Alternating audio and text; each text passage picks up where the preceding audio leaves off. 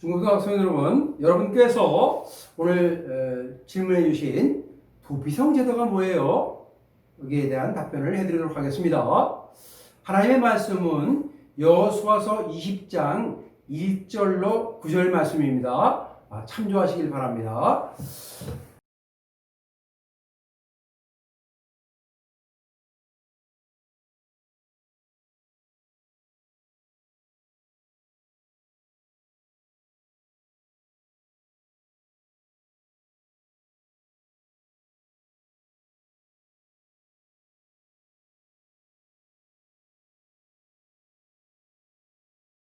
도피성 제도란 하나님께서 하나님의 백성들이 어떻게 살아야 하는지 법도와 규례를 가르쳐 주시면서 이스라엘 백성들을 하나님께서 당신의 백성으로 잘 살게 하려고 주신 법 중에 하나입니다.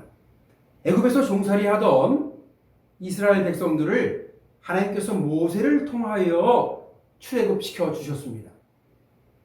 그리고 하나님을 잘 알지 못하는 이스라엘 민족을 광야에서 40년 동안 하나님을 잘 예배할 수 있는 자들로 훈련시켜 주셨습니다. 이제 하나님이 약속하신 그 언약의 땅, 그 가나안, 젖과 꿀이 흐르는 가나안 땅을 모세의 후계자인 여호수아가 가나안 정복 전쟁을 통하여서 정복하게 됩니다. 여러분이 잘 아시다시피 가나안 정복 전쟁 중에 가장 먼저 정복한 땅이 바로 뭐예요? 여리고성이죠. 여리고성과 아이성을 정복한 후에 이스라엘 땅인 그 가나안의 남부와 북부를 정복하게 됩니다. 다 정복한 후에 여호수아가 이제 그 정복한 땅을 12지파에게 골고루 배분하여 줍니다. 그런데 한 지파만이 기업 땅을 받지 못합니다. 그 지파가 바로 레위 지파입니다. 레위 지파는 광야에서 하나님께 바쳐진 그러한 지파였어요.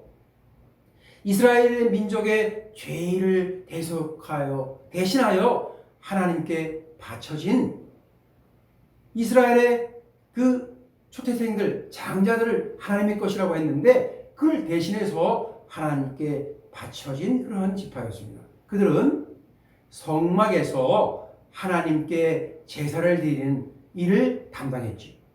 하나님께 예배할 그 예배 장소에서 찬양과 또 그 모든 그 제사법에 따른 그것들을 관리하고 그 일들을 담당했던 지파였습니다. 자, 이제 가나안 땅에서도 그들은 살아야 했어요. 그런데 먹고 살 땅이 없잖아요. 그래서 어떻게 했습니까? 배분받은 지파들이 이제 성을 조금씩 십시일반으로 내놓게 됩니다. 많은 땅을 배분받은 지파는 많은 성을 내놓게 되었고 적게 땅을 배분받은 지파들은 적은 성을 내놓았어요. 레위 지파를 위해서. 그래서 총 48개 성읍을 이제 레위 지파를 위하여 내놓게 되었습니다. 그 중에 이제 6개 성을 도피성으로 여호수아가 지정합니다. 여리고 동편의 3성, 여리고 서편의 3성, 총 6개 도피성을 이제 지정합니다. 여리고 동편의 3성, 베셀과 길르앗 라몬과 바산 골란, 그리고 여리고 서편에 갈릴리 게데스와 세겜, 그리고 헤브론, 이렇게 6개 성을 도피성으로 지정합니다.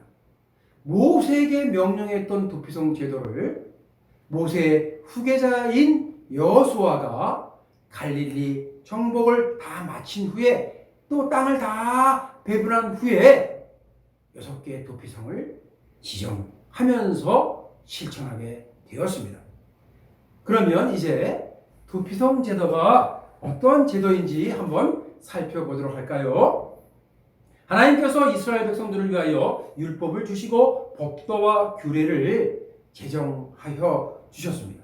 하나님의 백성들은 이렇게 살아야만 해 하시면서 주신 법 중에 하나가 무엇이냐면 생명은 생명으로, 이는 이로, 눈에는 눈으로 그렇게 보복하는 보복의 법이었어요.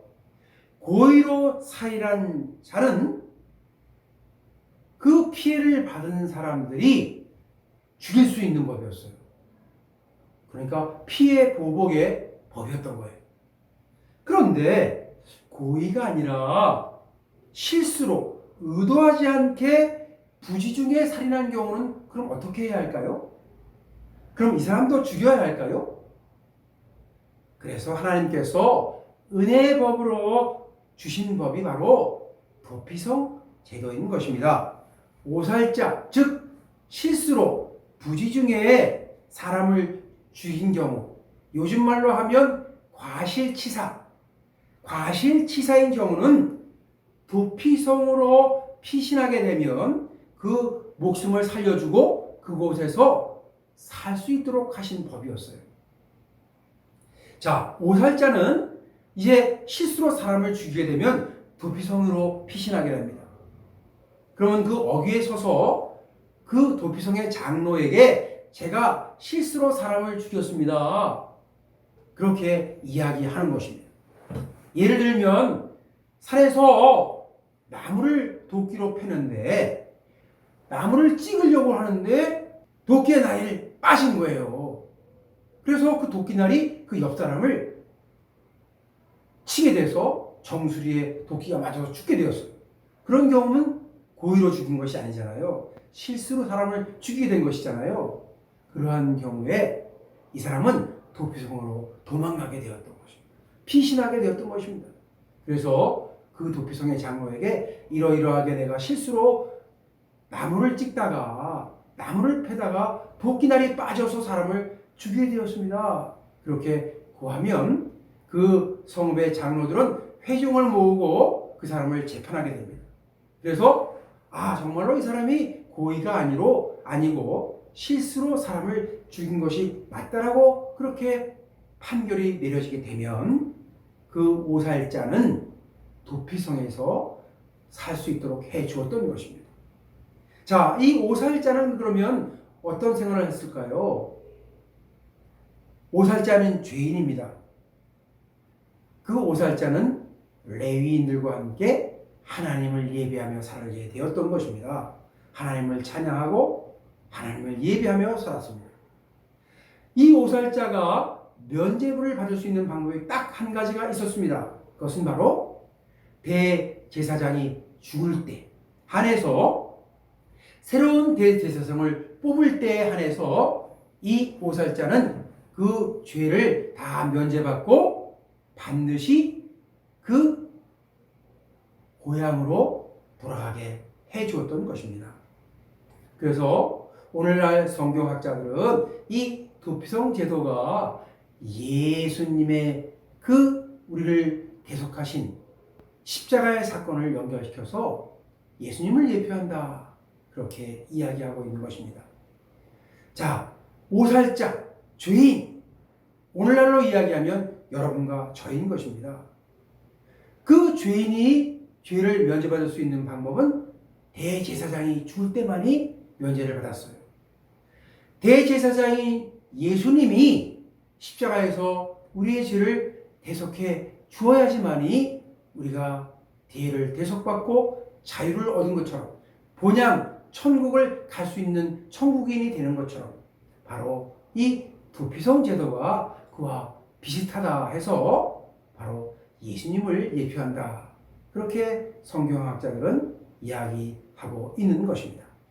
자, 중고등부 학생 여러분, 이제 도피성 제도에 대해서 잘 알게 되었죠? 자, 오늘은 그만 이만 다음 시간에 또 뵙도록 하겠습니다.